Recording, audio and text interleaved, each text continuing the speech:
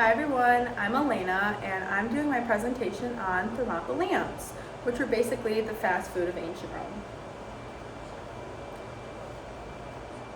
So in ancient Rome, there was no way to preserve food, meaning everything had to be made from scratch. Even something as simple as seasonings or herbs had to be ground up by hand and could take a very long time.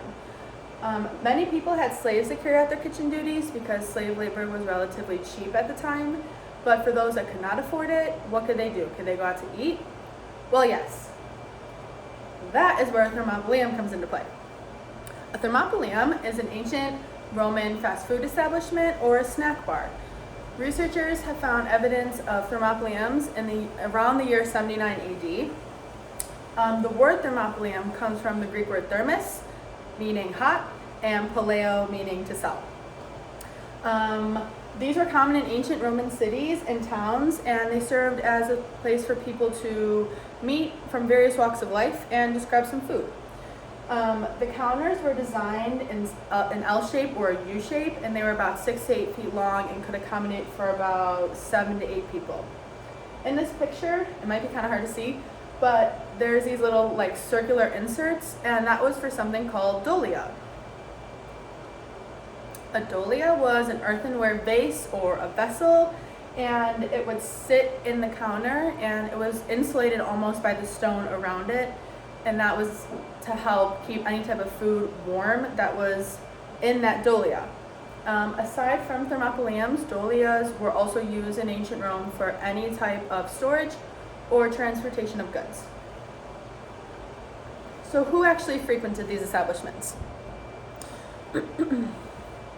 Well, when trying to save money nowadays, we will cook at home or eat at home and not go out. Contrary to our current times, going out to eat was for only lower class people in ancient Rome.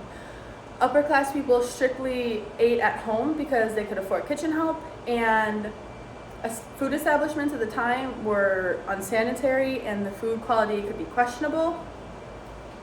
And so upper class people definitely ate at home because they could afford to do it. The same way people can meet at bars or restaurants nowadays, that's what a thermopolium was in ancient Rome. These were important social spaces in ancient Rome, and they served as gathering places for people from various walks of life. Since they also served wine, people would go there and drink, oftentimes criminals or heavy drinkers, and due to that, the crime levels raised around thermopoliums, and they raised so much so that Emperor Claudius commanded that these establishments be closed down. But even though he commanded that, they still stayed open. So at these establishments, some of the foods they were snacking on were spiced wine, meats, cheese, fish, lentils, and nuts. Another really common food served there was something called garum. And garum is basically fermented fish and fish guts, and they would ferment and liquefy until they were a sauce, and people use it as a condiment the way we use ketchup. And garum is sold in those clay vases, like the one in that picture, and it was very, very popular at the time.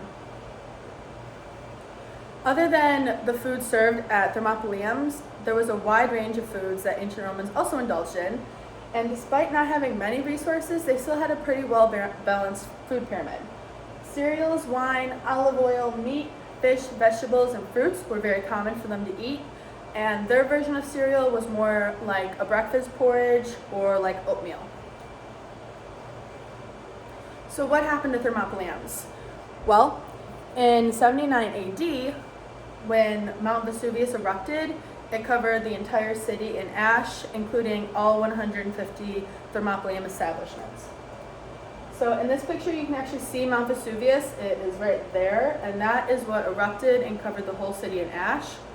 This picture is a more recent photo of the ruins that you can go and visit, but in both of these pictures, they're showcasing areas that thermopoliums would have been in because these were very popular spots in the city.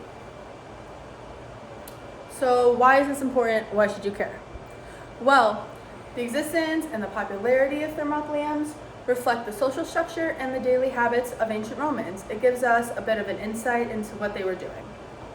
They also show that a significant portion of the population relied on these establishments for their meals, which can give us an idea of their lifestyle and their role of communal dining.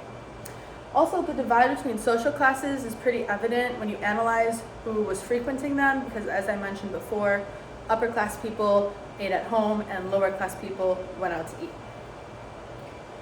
So to kind of wrap everything up, thermopoliums were a way of congregating, eating, and just an everyday activity for lower to middle class Roman people.